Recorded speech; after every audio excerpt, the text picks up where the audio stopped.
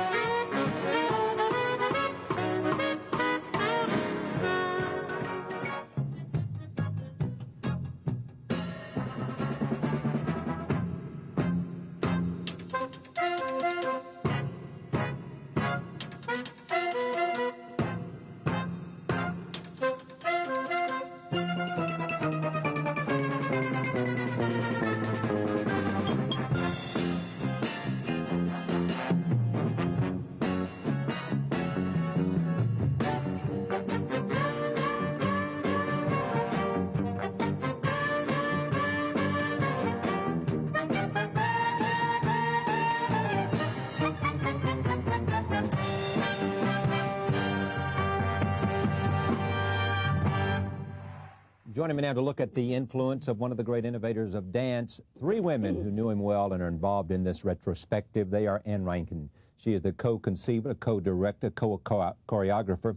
She worked closely with Bob Fosse on productions like Chicago and Dancing. Gwen Verdon, the artistic director of Fosse and also the former wife. And Valerie Pettiford, the star of Fosse. I am pleased to have the 3 of them here to take note of this interesting endeavor. Welcome. Thank you. It's great to have you here. Thank you. And to see you dancing. Thank you. How did this get started? Whose idea? It was her idea. Your idea? Well, I thought it would be a good idea. Yeah. But I thought the only person who could really present it as a show and not a vaudeville piece would be Reinking. Yeah. But we trained dancers for quite a few years, gave them free classes. But in the meantime, we were keeping our eye on them. What they did. Of course, Valerie, I know, Right. from Dancing, a touring company of Dancing. Yeah. But whose idea was it first? I mean, was it Chet Walker's idea? Chet Walker took the idea to Bob. Bob said, if you can find dancers, try it and let's see what happens. But you see, Chet could never direct a show like this. He's never directed any of his own choreography. Yeah. He's put shows on that other directors and choreographers have done. And apparently he's very adept at that. I've never seen anything that he's done that way. The last thing like this was what, the Jerome Robbins Retrospective? Yeah, Jerome Robbins Broadway. Yeah. Yes. Well, He I came think to Broadway dance- from the world of ballet and said, I'll do Broadway. Yeah, primarily, but Dancing, which was done by Bob before that, was not a retrospective of his work, but it was a concert. It was just all singing and dancing. It was sort of, somebody called it a dancicle, Clive Barnes, I think. You know, and he sort of invented that phrase for this particular kind of convention. When Mr. Robbins came back to Broadway, he did actual blocks of his shows. So there were some scene studies, there was some, you know, so that you got a whole gist of one show or another show. This is really a compilation, more like a dancicle again, or like the way Dancing was, which is just number after number after number, a whole lot of dancing, some singing, and then some more dancing. Who, for those who don't know, the significance of Bob Fosse. Tell me who he was, what he brought to dance. A little bit I mentioned in terms of the energy, sexual charge, quality of it, the way, you know, it wasn't just feet with him, it was body and gyrations and everything else. Well, he brought an incredible witty elegance to the theater, and a whole different look in the way that Balanchine sort of cleaned up and really had a distinct style and look in the ballet world. Bob cleaned up and had a very distinct look and style, and also you could hear his numbers a mile away. Not only could you see them a mile away, but you could hear them because of all the percussive, rhythmic, fabulous musical nuances. He was a really remarkable musician at the same time. He would just hum what he wanted, and they say, this should be on a celeste, or this should be on a cowbell, or whatever, and he'd get what he wanted. But as soon as I hear all that talent, I also read that he was never quite secure about himself, Gwen. Is that fair to say? Had some... I think he was secure, but, well, I think he was both. But I think one played against the other. He would never just relax and say, okay, that's good enough. He was his own rival. Yeah. You know, you think you have to have a sibling, but he had his own sibling within himself. And it was this idea of, that's not good enough, you got to go further. Yeah. There's no successor today to Bob Fosse. No. Mm-mm. No one like him. Nope. No one since he left. There might be very soon, because this show is bringing show dancing back to Broadway, because people will realize that these numbers were part of a book show, with the exception of about 4. I want to get to that in a moment, these numbers. Well, let's do that now. Let's take a look. This clip is from Cabaret. Here it is, choreographed by Bob Fosse. By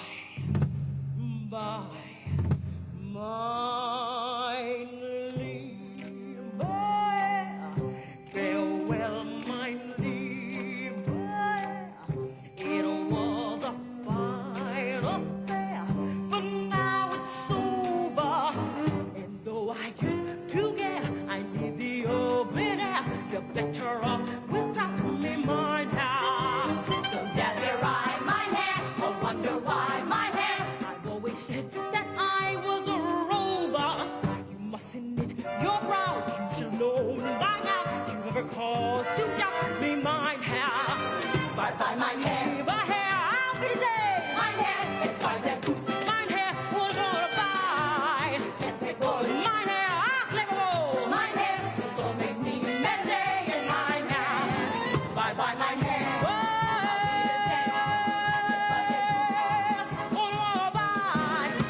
Make gold mine hair,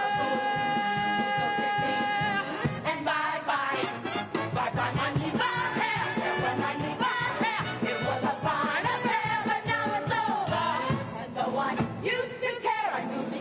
Open air, you're better off without me. You're better without me. I say bye bye, bye bye, say goodbye, say bye.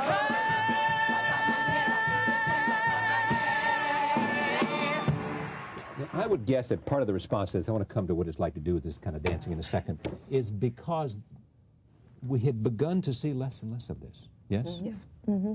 Yeah. Why? Well, things are cyclical, and for a while everybody started singing a whole lot, very high. Yes. And, you know, very high singing. That's so true. So we were all out of a job for about 10 years. About 10 cents.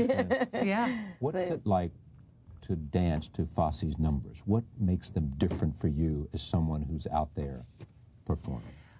I tell you, it is the best feeling one can ever have to do this choreography. It is so full, from the top of the tips of your hair down to the toenails of your toe. Everything is used. There's no, you can't do. It's just so complete, because you have to act, you have to dance, and you have to sing, and you got to be, I think, hopefully great at all three. And acting. And acting. See, I think that's the key. That's what I love about it, the choreography. You just can't go out there and just have, great technique. That's nice and lovely. But to achieve what these ladies have achieved when you see them. That's what we're trying to do on stage every 8 times. I know I am trying to look like these two, is to make it as full as possible, the dancing, the technique, and the acting. When they brought the idea to you, you said, hooray, let's go, or what are you kidding? You can't do it, because where do we get a record of the dance numbers he choreographed? Because after the shows folded, the numbers were gone with the dancers. There were a lot and of there's no tapes. choreographer here left anymore to tell us. There were If there was a way. tapes, a lot of memories. There were tapes. Yeah. Tapes. Gwen's memory is incredible. Well, it's awful because I have to recreate the room that I learned things in. And then it just comes back. I'm Pavlov's dog. Okay. You play the music and she starts to Is that what move happens? around. You react, you hear, Yes. you remember. Your body says this is where it was. Go. Go. But you talked about the concept of this show. Because nobody really had a concept. We just knew numbers. You had numbers to put together. Yes. So how do you organize this? That's did the lady. Yeah. She created everything. Well, how did you do it? Oh, well, so you got about 2-3 hours. No, but you know, give me some sense of in the a concept. succinct way. Basically, a lot of it depends on casting. When I see someone like Valerie, I go, okay, these numbers would be great on her. Also, if a number, the biggest trick was to get a flow. So it wasn't a recital, it was more like a suite, and it had a sense of continuity and flow, and that you would set up the next number with a sense of grace, and hopefully that I would platform this work with because this work I believe to be magnificent work, and I wanted to give it its due. I wanted it to be platformed well. But it couldn't have a choppy effect. It had to have almost like a concert effect, to be like a ballet in 3 acts. And so when you meet someone like Valerie, then that starts to define certain things. And then transitions in a lot of Bob's techniques and transitional styles, things that I knew he loved, wanted to do. Like there's a transition that goes into a piece that Gwen did on television that we have in our show called Cool Hand Luke. And Bob always loved this silk dropping from the floor, and it would drop in the most graceful way. And a lot of people don't really recognize Bob as being very graceful in his way, but he was extremely graceful and had a fabulous lyric bent to his work. And so I said I want to do some sort of variation on that to reveal the dancers. Part of it is that I was privileged to know him for so many years and to have worked with him and to have gotten to know his thoughts and his ideas, and I learned more than I had known that I had learned. And then I've been putting shows together for a long time, and so the combination of my own experience and my own knowledge of what I think Bob liked, you know, and wanted, I put together, and then how numbers flowed together and how dancers jived. So a lot of it is Was there some push by some to say, we should make this a celebrity review? You know, we've got all those people who've been there. Yeah. There were lots of opinions. Yeah. You decided young dancers doing what? I thought you go with the talent and make our own stars, you know. Take a look at this. We'll come back and more about Bob Fosse, but this is the finale of Fosse. Sing, sing, sing.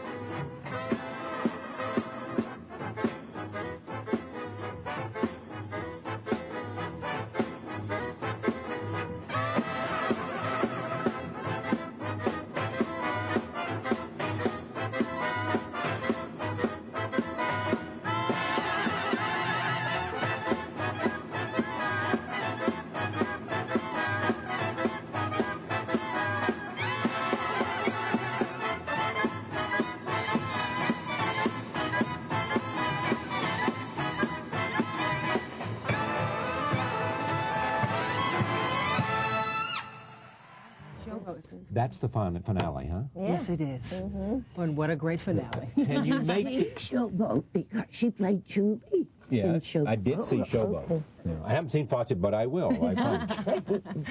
Can you make the argument that Astaire and Robbins danced with the feet and he danced more with hips than any other choreographer, dancer?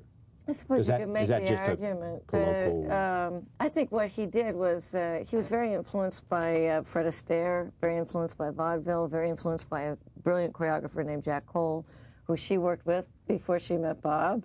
You were Jack's assistant and lead dancer. Yeah.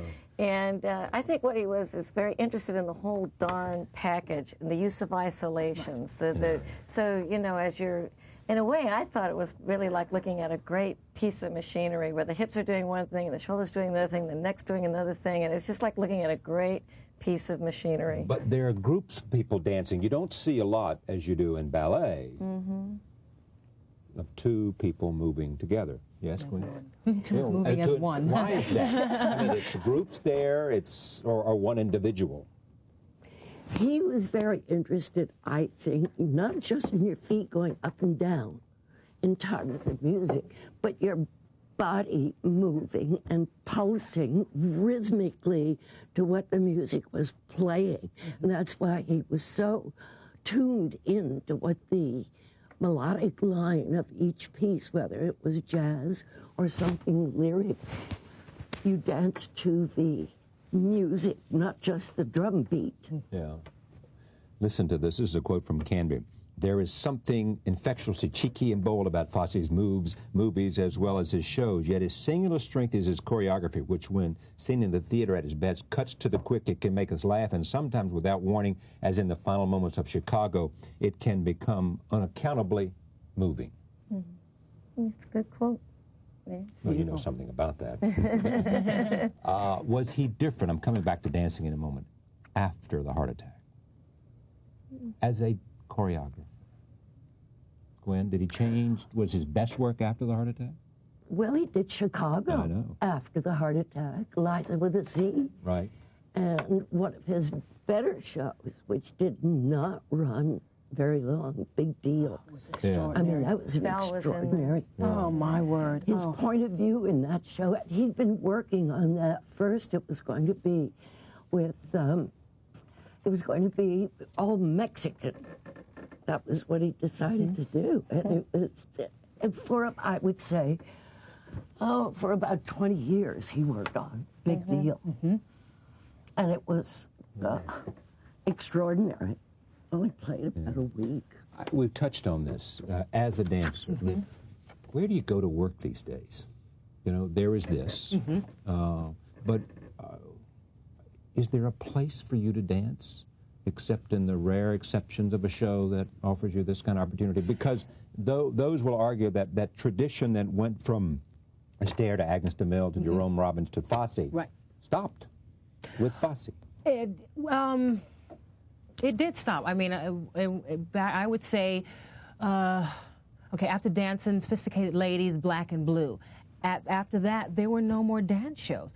What there was, of course, always the television. You had your television specials, thank God, and of course, the Oscars and the Debbie Allen, you know, those choreographers. But there was really nowhere to dance unless you were dancing at a club, or of course the concert world. But with the Broadway dancing, we stopped dancing for a while. And so that's the best, though, isn't it, the Broadway world? Oh, my gosh, yeah. You can't beat that. Because you got to sing, you got to dance, you got to act. You know, you're just not fabric. I mean, that's what I loved about Bob. You weren't just your background and just fabric. You were stars. You were featured performers. You meant more than just, you know, just being background to the stars. Before I leave this, the favorite thing that he ever choreographed for you is? What number? Oh, Dancing Down in the Shadows. I don't do it in the show. but that's it. Yes. Why? Why? Because it's three people dancing as one. It's so pure and so beautiful. And like I said, if anything, we try to achieve what they put out on screen and on television. You've got the pleasure and on theater to actually see them. It was so effortless, and we know how hard it is to do. What about you, Gwen? My favorite is Cool Hat Luke, because it's so lyric and just so gentle. And so few people thought of him or his choreography that way. Yeah. I like Cool Hand Luke the best myself, too. And also Nowadays and Hot Honey Rag make me cry a bit. And it's in its wit, but also in its melancholy and its sense of haunting quality. But I mean, it's hard. That's a hard question because, you know, that was one of the hardest things about doing this show is that everything was good. his legacy is huge. You could do about 2 more of these shows, and You just made and Valerie very happy. that's right. But also, there wasn't anything that he did that was really bad. Yeah. You know, he doesn't have any choreographic No skeletons. clunkers there. No, You So both loved him at the same time. I knew him. everybody loved him. If you met him, you'd love him too. He had an effect. He was Energy, drive, Passion. sense of passion, Yeah. quality, But humor. humor, Yeah, he's funny guy. Humor. Is All That Jazz the movie the Bob Fosse you knew? No, not completely. But No. The relationship between my daughter and Annie in the movie, that was the closest to being the truth. They're very close now. And we really did make up a dance for him. Yes. It was by the you pool, and the but daughter, right. well, we didn't have a staircase. But you know, he's a good choreographer. He says this would be good with the staircase. But no, I didn't think that was really Bob all the way. You know, he had a story he wanted to tell, and it was somewhat Faustian, and that, you know, this is a man who sold his soul to show business, and Bob didn't do that completely at all, because he was a very good father and very good friend, and the same man who would sometimes lose control is also the same man who would put a green tomato on the windowsill and wait for it to turn red and then make a fabulous sauce with it. Yeah, so he's a complicated guy, and there were many sides to him. And he had people who knew him, even with, look, the sense of genuine love is that you love them and want to have them in your lives no matter what their flaws are. You know, it's eventually just you find a way that it works. And the best way with Bob was his friendship, his devotion to you as a person, and his work, and the way he was with Nicole. I thought he was just, that was just the best part. And a couple of really good friends like Patty and Herr. That was fun to watch. Patty Chayefsky and Herbie Gardner. Okay. They were great. Thank you, Gwen. Yeah. Thank you. Fosse, go see it. Back in a moment.